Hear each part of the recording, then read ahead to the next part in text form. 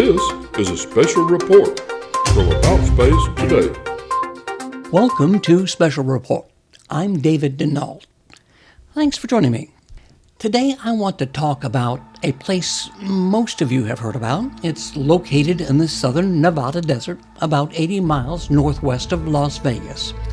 Area 51 is the common name of a highly classified United States Air Force facility within the Nevada Test and Training Range. It's a remote detachment administered by Edwards Air Force Base. Now, the facility is officially called Groom Lake. Established in 1955 as part of the Nevada Test and Training Range complex, the area was also given a name Paradise Ranch. It was an attempt by aerospace company Lockheed, now Lockheed Martin, to draw employees to the base. And today the base it's part of the Nevada National Security Site, the NNSS, with the CIA referring to it as the Groom Lake Airport. Well, it was here in the 1950s the U-2 spy plane was developed. Here the SR-71 Blackbird, the F-117 Nighthawk, the nation's first stealth bomber designed by Lockheed Skunk Works. The installation has been the focus of numerous conspiracies involving extraterrestrial life, though its only confirmed use is a flight test facility. And next, I'm going to share about a secret airline that flies to secret places with secret people, and also a man who hiked across Area 51 for 7 days undetected, and finally 2 whistleblowers that have come forward about our UFOs being hidden from the American public. Next, as America and the world is listening to Special Report on About Space Today. Ever dream of an island getaway at an all-inclusive resort? Or going on an island-hopping cruise to multiple island destinations? See sun-bleached beaches and swim in the azure waters of the Caribbean Sea. Call today for your special discount prices to your island getaway. This is a special offer for About Space by calling 877-747-8631. And let's go and explore the islands of the Caribbean. Welcome back. Most people who commute to work just hop in a car or take a bus. But being a commuter to Area 51 is very different. Secret people going to a secret location ride a secret airline called JANET. And we think it stands for Joint Air Network Employee Transportation. At least that's what we think, as it's supposed to be secret. But here's what we do know. Every morning, this parking lot fills up with hundreds of cars, the planes take off, and then in the evening, the planes come back and the cars leave.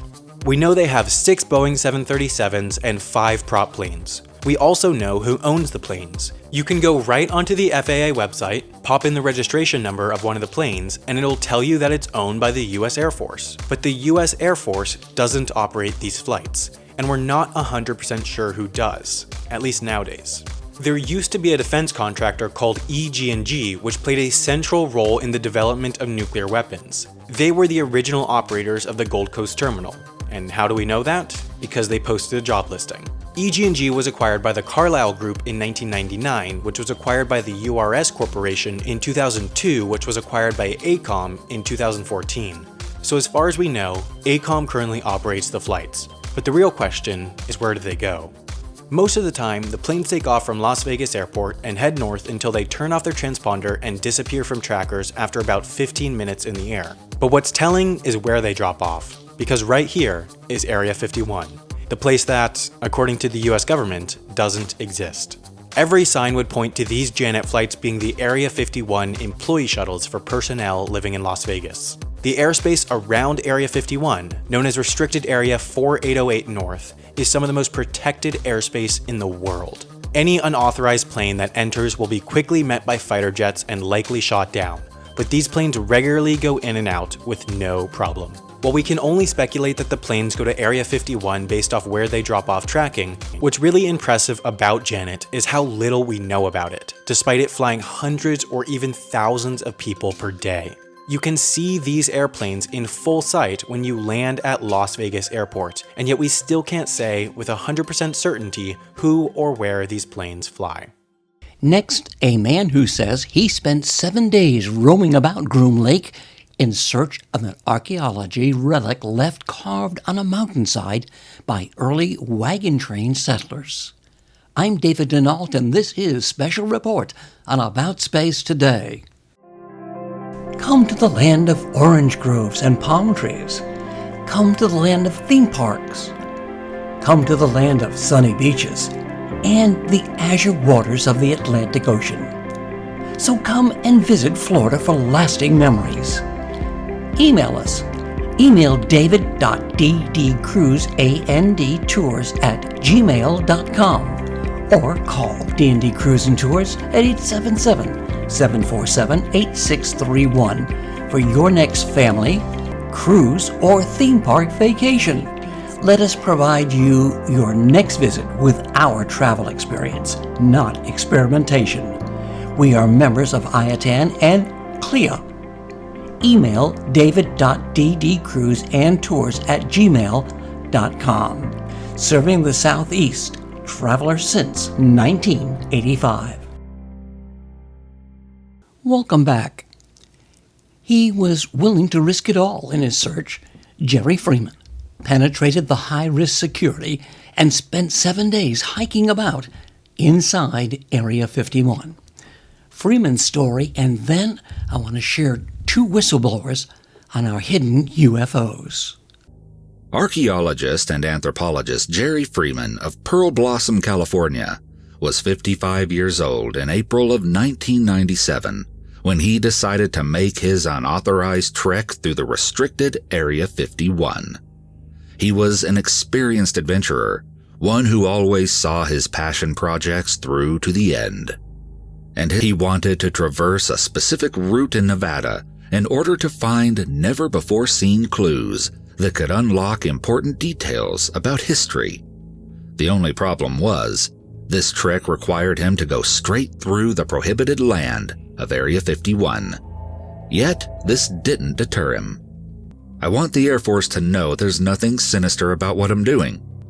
I'm not interested in the military or technology. I'm interested purely in the history and culture of that site and this artifact. I'm an archaeologist, that's all I am. But what was this mysterious mission driving Freeman to partake in such a risky mission? It was rooted in a notorious event back in 1849. The passage of the famous Death Valley 49ers, a tale that has gone down in history due to the incredible resilience the party members had to muster in order to conquer the unforgiving obstacles in their way. In a recorded segment from a call-in radio show hosted by Art Bell in the late 90s, Freeman himself can actually be heard explaining why this old American story compelled him to sneak into Area 51. The radio program was open to calls from Area 51 employees, but Freeman called in anyway to share his compelling experience. I'm the archaeologist who slipped into Area 51 last year. Well, I hiked in there for 100 miles. I was in there over a week. Was so far into Area 51 I could actually see out the other side. In fact, contemplated doing so. I will say this, it was the mind-boggling thing I ever did in my entire life.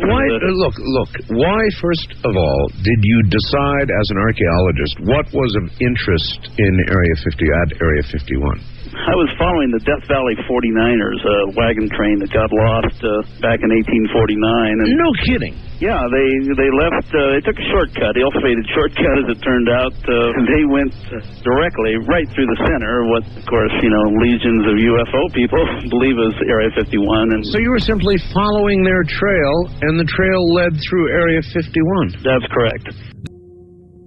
It was recorded in the Pioneers' journals that, on the way, they had actually made 7 inscriptions along the path to mark their passing. His quest was to track down the final missing inscription made in 1849 by one of those weary travelers, said to be located on the wall of Nye Canyon. The U.S. Air Force, the most influential organization when it came to the approval of Freeman's wish, was less than eager to give the go-ahead. And I pleaded with the Air Force for several years to allow my team access to several archaeological sites. One, of course, is Papoose Lake. That's Papoose Lake, yes. critical archaeologically because that was the last campground of the 49ers where their cohesion failed there. They went different directions in an attempt to escape the desert. According to The Sun, the Air Force, quote, ignored or sternly rebuffed all efforts by Freeman and his supporters to gain even limited access to the military base. In fact, that allegedly stated that the Air Force, quote, will not allow nor will they ever allow anyone access to the area. You were refused permission Yes. a number of times, and then at some point you decided, to hell with them, you're going in anyway? I cast reason aside, and I admit it, but I'm not sorry I did it. There's no better way to understand the trials and tribulations Freeman went through than his own account. I'm sorry I didn't find the inscription. I did find evidence of the wagon train, however, and I did get within a mile of the lake bed at Papoose Lake. Oh, my. Now, there's no known photograph, of course, of Papoose Lake, except from Mount Sterling, I believe, 50-some miles away. There's computer-generated photographs, of Now, course. did you have a camera with you? Yes, I did. And I've got magnificent color photographs of this place, and What have you done with these photographs, sir? I've done nothing with it. I intend, and I have a book proposal with the Jeff Herman Agency in New York. The book will be called Forbidden Journey, and I hope to include those photographs, but I will not do so, until I'm assured that, and I don't believe they will, show anything that would, compromise national security. Going back to the call-in radio show recording, we found a very interesting tidbit that allows us a bit more insight into what confidential information Freeman may have observed in Area 51. Without describing specifically what's in the photographs. It's a magnificent, clear photograph of Papoose Lake taken in the daytime. And I had a powerful set of binoculars. Yes. It looked like a dry lake bed to me, nothing else. Well, that's what But it at is. night, it was a different story. What did you see? I could clearly see what were security lights on the perimeters, and I could see lights that opened and closed near the center of the lake. During the daytime now, I got within a mile of the lake bed, and I was getting a little bit concerned there because I wasn't so concerned about ground security, but airborne would have found me in a heartbeat because of vegetation. Absolutely. I was having my lunch in a little, a wadi, a little tiny wash, really, and I felt vibration. I know I wasn't imagining it because there were rivulets of sand coming down just on the other side of this little wash, and I could see them. And I thought, an earthquake. Well, then I realized, no, this is not an earthquake. It continued and continued for maybe nearly 2 minutes. It's something they're testing, either directly underground, or I was feeling vibrations completely from Groom Lake. I don't know. I didn't see anything that I would justifiably say that... So you spent exactly how much time in Area 51? I was in there a week. Oh, boy, talk about forbidden archaeology. Oh, I'll tell you right now, Art, I have good backcountry skills, but I was very, very lucky. I think if they'd have caught me in there, they'd lit me up like a Roman candle. In the end, the point Freeman constantly came back to and emphasized the most was that his passion laid strictly in learning and expanding his understanding of American history. My interest, of course, is archaeological. I would love to see these 49ers brought to the fore, as they should be. They're as relevant a group as the Donner Party. Aside from the sightings of strange craft and the Area 51 mythology, in 1989, a man named Robert Lazar claimed that he worked on extraterrestrial technology inside the base. Lazar told Las Vegas television reporter George Knapp that he had viewed autopsy photographs of aliens inside Area 51 and that the government used the facility to examine and reverse engineer recovered alien spacecraft. Here are parts of George Knapp's report. In 1987, when the Air Force sought to renew its stranglehold on the Groom Range, news articles once again mentioned the talk about alien spacecraft, and subsequent articles in national magazines quoted unnamed sources about things of alien origin flying in Nevada, things that would make filmmaker George Lucas drool. Despite the speculation, no one who knew Area 51 from the inside ever talked publicly about the saucer stories. Well, there's several, actually 9 flying saucers, flying discs, that are out there of extraterrestrial origin. Lazar's story is, by any standards, fantastic. He says he's telling it in order to protect himself. He says he was hired to work at an area called S4, which is a few miles south of Groom Lake. At S4, he says, are flying saucers, antimatter reactors, and other working examples of technology that is seemingly beyond human capabilities. Right, this came from somewhere else. I mean, as bizarre as that is to believe, but I mean, it's there, I saw it. I know what the current state of the art is in physics, and it can't be done. According to Lazar, his employer was the United States Navy. He says he and other government employees would gather near EG&G, fly to Groom Lake, and then a very few people would get into a bus with blacked out or no windows and drive to S4. When you get off the bus, what do you see? It's a very interesting building. It's got a slope of probably about 30 degrees, which are hangar doors. And it has textured paint on it, but it looks like sand. It's made to look like the side of the mountain that it's in, whether it's to disguise it from satellite photographs or what. And following our program today, see a video of a virtual tour of the S4 facility by going to the AboutSpace.today Facebook page. AboutSpace.today Facebook page. I think you will find it interesting. Bob Lazar now lives in South Florida and is 65 years old, and has said he was telling the truth. I am telling the truth. I've tried to prove that. What's going on up there could be the most important event in history. You're talking about contact, physical contact and proof from another system, another planet, another intelligence.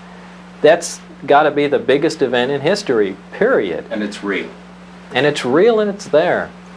And I had an extremely small part in it, but I'm convinced that what I saw is absolute proof of that. There is no way we could have created those systems. There's no way we could have made the discs, the power supplies, anything to go with them. Richard Doty, a former special agent for counterintelligence for the United States Air Force Office of Special Investigations, AFOSI, Doty confirmed the events Lazar talked about taking place at Area 51. I spent a number of assignments to Nevada, and I know that they were reverse engineering. I was never actually briefed on it, but common sense can tell me that this craft over here isn't something we made, or it's based on something they designed. I spent 9 months out there as a counterintelligence officer. We had a facility at the Area 51 that would blind, we would shoot a laser up and blind the Soviet satellites as they came over, blind their cameras so they couldn't photograph anything. And not only did we blind the Russians, we would blind anybody else's satellites that would come over. So it's very difficult to get actually photographs during that time period of Area 51. And now I don't know that they have that out there anymore. I've been out. I saw one. What I would refer. Nobody actually told me it was an anti-gravity craft, but the way it was operating, and the way it could lift up by itself. We watched it. It had to be. I don't know what else. I'm not a technical guy, but I could look at it, and just common sense tells me this thing was anti-gravity. Now, but I think that craft was an actually alien craft. I don't think that was a reverse engineered. There's two different complexes out there. There's one that I believe Lazar was talking about with the alien crafts, and then there's an entirely different area for the reverse engineering craft. They're not together at all. They're not in the same hangar. They're not next to each other. They're in different locations. The underground crafts, the underground facility housed the extraterrestrial crafts. The above ground facilities and the far end of the complex housed the reverse engineered aircraft. They had the bodies of all sorts of different types of crafts that they were manufacturing or testing that he put together and tried to fly it. Had a lot of crashes out there. So a lot of these things didn't work, but they had those. But I know I read a book where it says everything was in one hangar that's not true. They were all separated. And they had different people. It was compartmented. They had people over here dealing with those extraterrestrial crafts, and they had people over there that were dealing with the reverse engineering craft. Now, the material, the information came through a third party, bunch of people, scientists here, who would feed it out to there. Those people didn't have access to them, and they didn't have access to the other one. I saw two, the one that defied gravity, which no one ever told me it was an ET. It was a oval shape. It wasn't very big. It was probably 10 feet by 20 feet. It wasn't very big. It had, I think, legs or landing gear that we had put on it because they didn't fit the structure of that craft. And it had these portholes that were almost fluid-like. You look at it and it looked like you're looking through water, if you know what I'm talking about. And I never saw the inside of it, but I only saw the outside. And I saw another craft, a huge craft, that was in the Papoose complex. When you first go down into it, the first bay area on the right-hand side, huge craft, probably 100 foot by 100 foot. I was never told what that was, but it looks like an older craft that had crashed, and because there was damage on it. But the skin of it and everything looked strange. Didn't look like something we would have built. And most recently, another whistleblower confirmed what Bar Lazar had claimed forever. We have alien spacecraft and bodies. Appearing before Congress in sworn testimony was David Gersh, and later interviewed. You are one of the most trusted former intelligence officials in the US defense and intelligence establishment. Yes, I was. You were trusted with the most intimate secrets. Yes. Grush sitting down with award-winning investigative journalist Ross Coulthart, who's reporting for News Nation and has spent years reporting on the UFO question. What conclusion did you come to at the end of your time on the UAP task force? The UAP task force was refused access to a broad crash retrieval program. When you say crash retrieval, what do you mean? These are retrieving non-human origin technical vehicles, call it spacecraft if you will, non-human, exotic origin vehicles that have either landed or crashed. We have spacecraft from another species. We do, yeah. How many?